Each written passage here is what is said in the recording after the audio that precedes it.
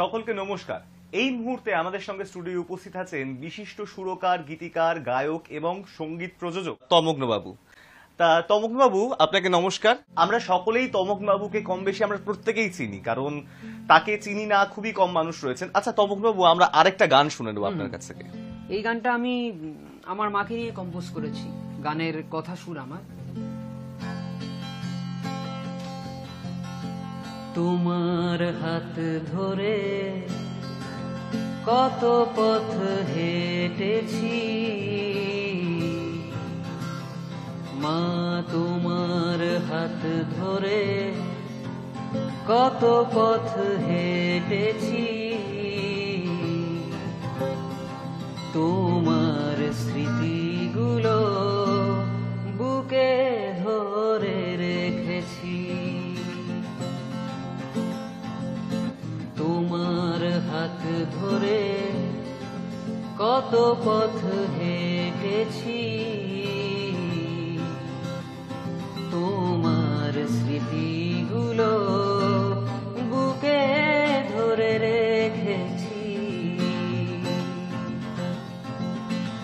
প্রতিযোগিতায় আমি প্রথম হতাম, গর্ব তোমার হতো ভীষণ, তোমার চোখেই আমি সেরাই ছিলাম নীল আকাশের সূর্যের মতো।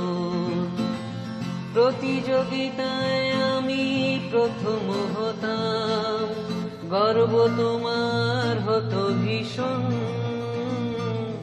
তোমার চোখেই আমি সেরাই ছিলাম নীল আকাশের সূর্যের মতো, নীল আকাশের সূর্যের মতন।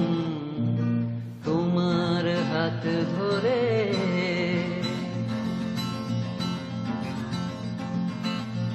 অনেক আশীর্বাদ দিয়েছ তুমি, বারবার সফলতা এসেছে, সুরগান সাফল্য দেখেছো আমার মা, তোমার তমগ্ন কথা রেখেছে।